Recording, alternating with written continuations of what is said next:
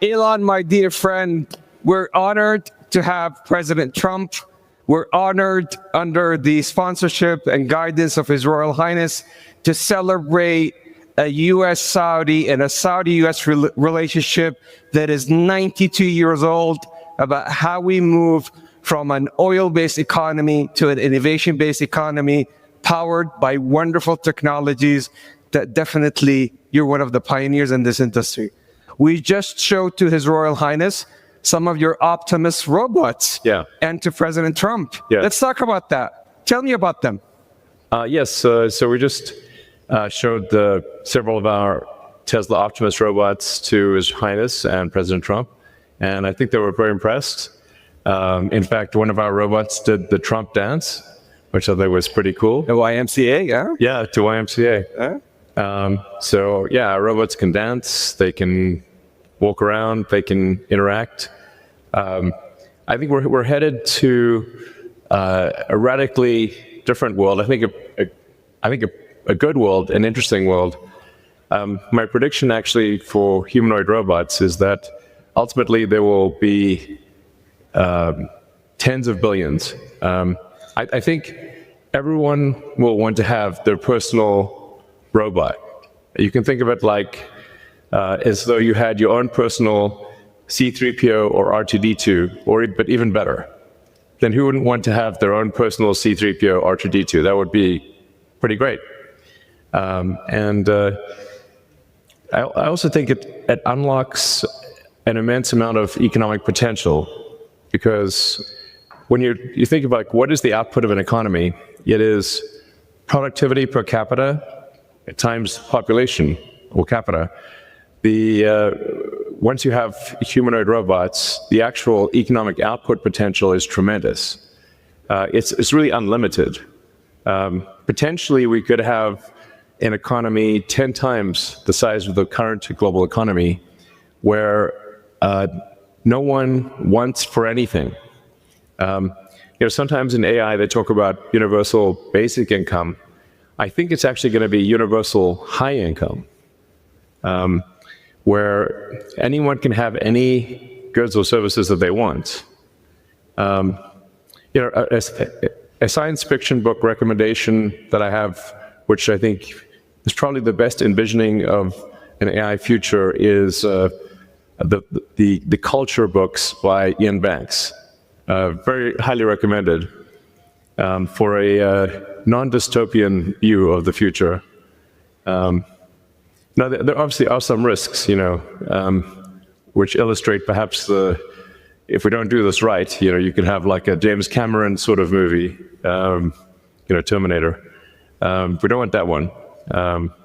But having sort of a Star Trek future would be great, where we're out there exploring the stars, discovering the nature of the universe, and a level of prosperity and hopefully happiness that we can't quite imagine yet. So I'm very excited about the future, and very glad to be here. Thank you for having me. It's our absolute pleasure. And His Royal Highness was talking to you about his vision and his dream to increase productivity for the Kingdom of Saudi Arabia and power up the region and the whole world with robotics, but also on robo-taxis. So how are we doing on robo-taxis? So really you can think of a car or future cars as being robots on four wheels. And, I think it would be very exciting to have autonomous vehicles here in the kingdom. Indeed. If you're amenable. You heard it here from Elon. He's bringing his robo-taxi to the kingdom. Yeah. He has another announcement that he's going to share. Exactly. So, and I'd also like to thank the kingdom for approving Starlink for maritime and aviation use. Thank you. Maritime and aviation. There you go. There you go. So you're going to bring us robots to help us increase our productivity. Robo-taxis to make sure that our cars and assets turn into a cash-generating unit. And Starlink to reform our aviation and maritime. Talk about XAI. Absolutely. But I should want to mention also something that may be worth considering is tunnels. Tunnels. The Boring Company.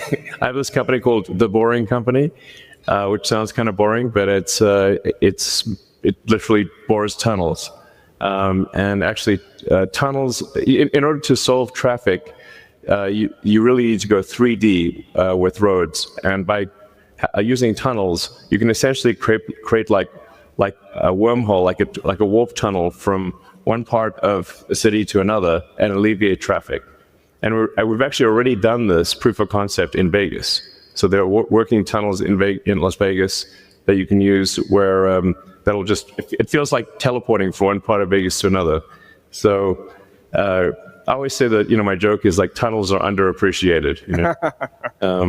It's a bit of a, not always a hit, but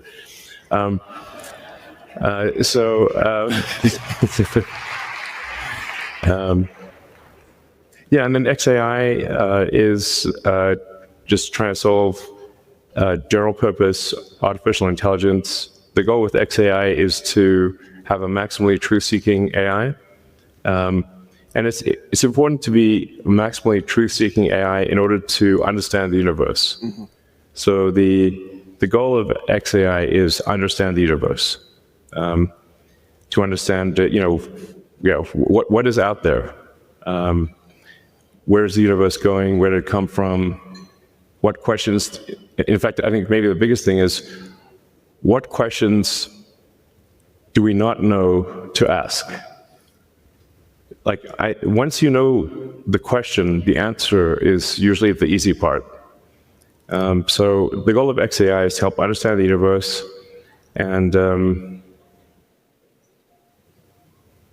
that's the goal. And help people answer any questions along the way, of course. But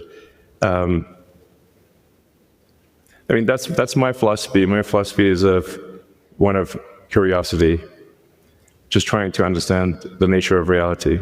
So I know you had a long day, but we also have the Honorable President and His Royal Highness Musaidi hitting the stage soon. Yes. So this is a historic day, a partnership about how we could join hands together, as we have joined hands in the past 92 years, on building a factor-based economy to help the world and power up 20% of the energy mix, which is very critical today to the AI intelligence age, the digital age, and how we have reformed, and with the intelligent age. And we could not be more appreciative of having a lifetime partner and a friend like you, Elon, to the kingdom. Thank you. Joining hands on XAI, Starlink, and robotics and Tesla.